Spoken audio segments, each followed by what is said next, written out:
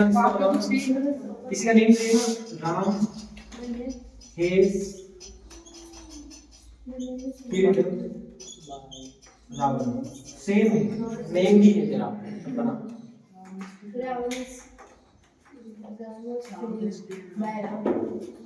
Ravan was killed by Ram.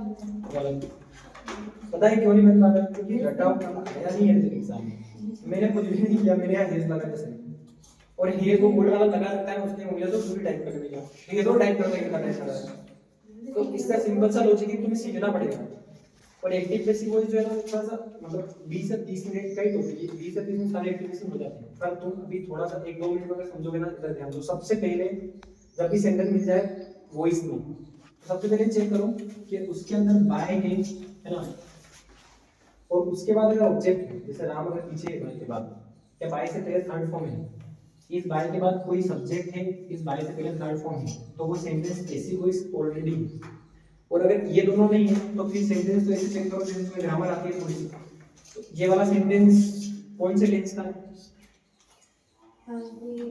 Present perfect का present perfect का है तो जब हम वॉइस बनाते हैं सबसे पहले चेक करना होता है जो भी अपना टेंस पड़ा है वो प्रेजेंट परफेक्ट का है तो जब भी कभी परफेक्ट की बात होती है ना उसमें अपन क्या जोड़ेंगे बीन सबसे पहले वॉइस बनाने समय बात याद रखो और पहला हम क्या करना है कि ऑब्जेक्ट फर्स्ट में आ जाएगा सब्जेक्ट पीछे चला जाएगा जैसे बनाते हैं कैसे बनेगा सबसे पहले मैंने क्या बोला ऑब्जेक्ट इधर आ जाएगा तो मैं बोलूंगा रावण है ठीक है उसके बाद मैंने बोला कि हेल्पिंग में ढूंढते हैं हमेशा अपन कोई चीज पहले लिखने बाद में तो हेज लिख दिया मैंने अब मैंने बोला बी रावण हेज बी अब वर्ब जो है वो थर्ड फॉर्म में रहेगी कि हेज लगा हुआ है किल्ड बाय उसके बाद बाय ये हो गया सिर्फ एक रूल याद रहे सब्जेक्ट को ऑब्जेक्ट से रिप्लेस करेंगे टेंस को चेक करेंगे जो कि टेंस अगर परफेक्ट है तो बीइंग लगाएंगे अगर कंटीन्यूअस है तो बीइंग लगाएंगे अगर यहां पे इज होता तो क्या लगाते जैसे ये वाला इसको ले लो इसमें बीइंग आएगा और अगर ये इंडिपेंडेंट होगा तो क्या लगाएंगे जैसे इंडिपेंडेंट वाला था ना ये रहेगा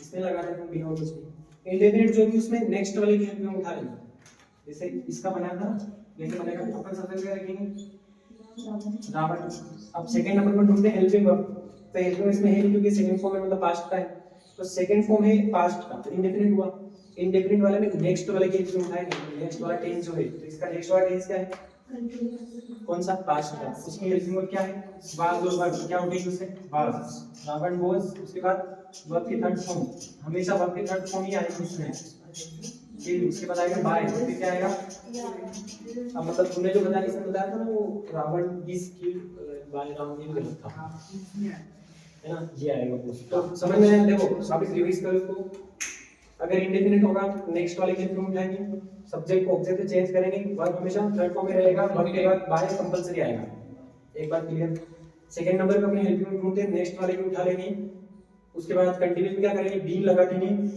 और परफेक्ट में बीन लगा देंगे है ना वो हेल्पिंग में वही रहेगी उसके बाद सब्जेक्ट ऑब्जेक्ट रिप्लेस करके बाय लिख के ये वाला जो है पीछे चला जाएगा सब्जेक्ट मतलब ये तो बहुत मतलब ऊपर ऊपर का तरीका बता रहा हूं मैं अभी लेवल पे सही कर पाऊंगा अच्छा तो ये किसी को भी क्लियर हो जाता है जैसे आपको थोड़ा बहुत पे निकाल दो ये हो गया थोड़ा डोल जाएगा तो अब क्या आता है सेक्शन सी तक हो गया है ये पूछा ही नहीं ओपन द डोर वाला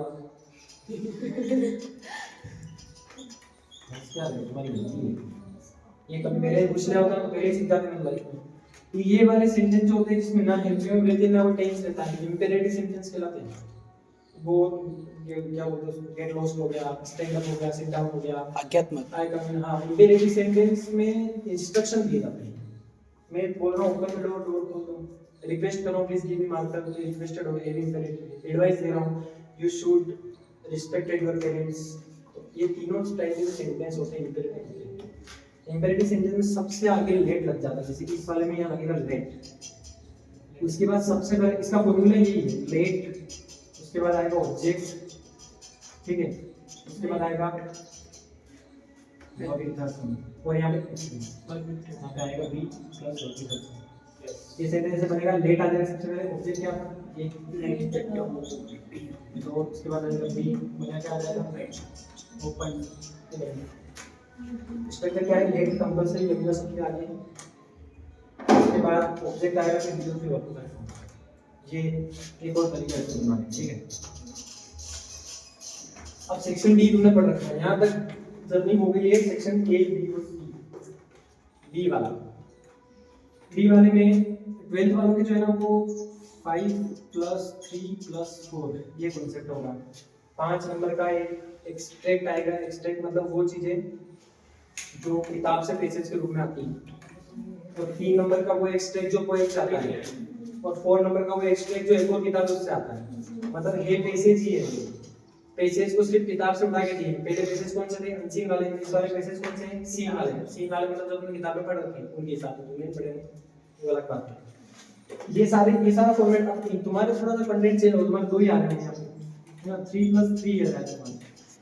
और इससे पहले तुम्हारे 4 मल्टीपल जो क्वेश्चन है 10 वालों के, 4 मल्टीपल क्वेश्चन जो छोटे बच्चे करते थे वही वाले पार्ट से कोई सही विकल्प आ रहे हैं, है ना। तो 4 या 3 + 3, एक पोएम से, एक कहां से? चैप्टर से उसने देखे करना था। पोएम वाले में एक बात याद रहे, पोएम वाले में एक पोएट का नाम कंपलसरी पूछेगा दोनों क्लासेस में, पोएट का नाम कंपलसरी पूछेगा। तो ये वाला है। उसके बाद सारे क्वेश्चन आंसर हैं, मतलब ये फॉर्मेट जो है ना आगे अगर बनाएंगे तो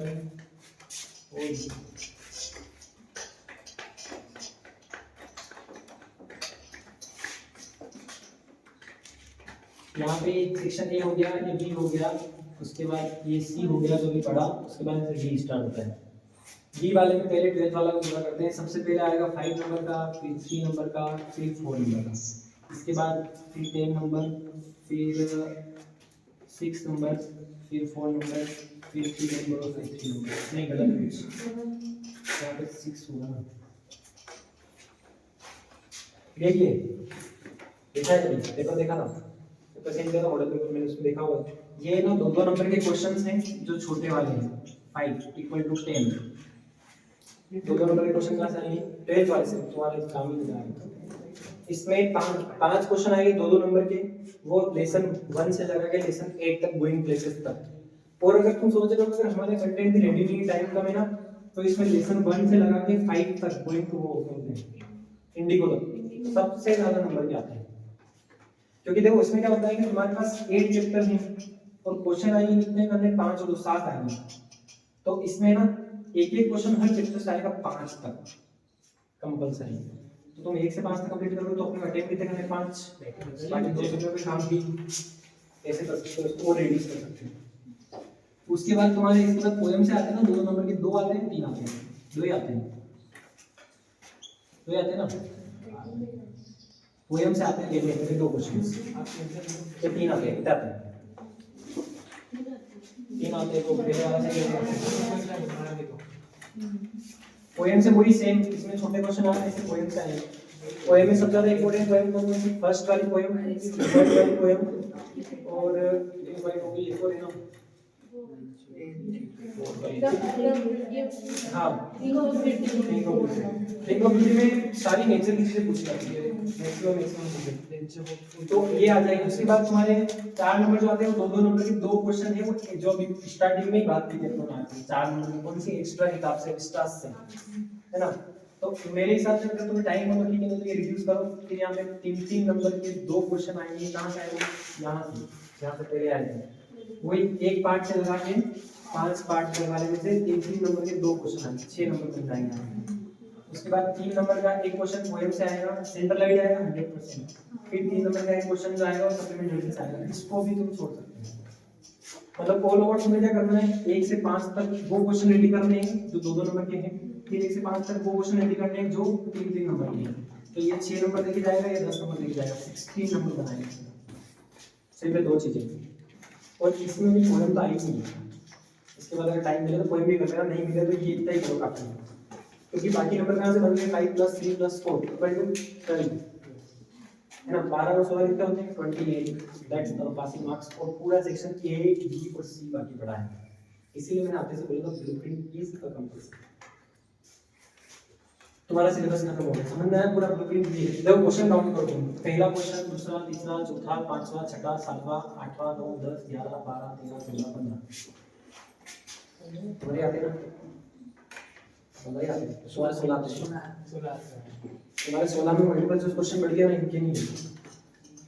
ये 80 नंबर्स में डिवाइड है इतने सारे क्वेश्चन।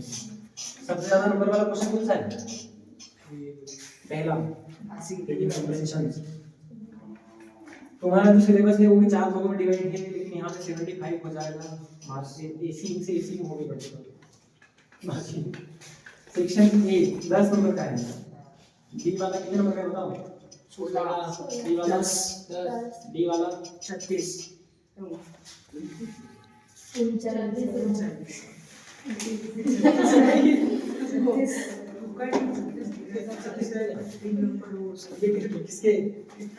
किसके एक छोड़ दिया ना वो बी वाला डेट का डेट। अच्छा एक काम करो, नंबर जोड़ दो तुम, कितने हो रहे हैं? 39 टोटल कितने हो रहे हैं?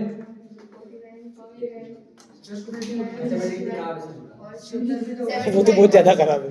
75 हो रहे हैं ना, तो वही इतनी चाहिए था तुम्हें। अब देखो तुम्हारे क्वेश्चन का डेरिवेशन इधर ध्यान से देखना। सबसे पहले 5 नंबर का एमसीक्यू बेसिस P5 का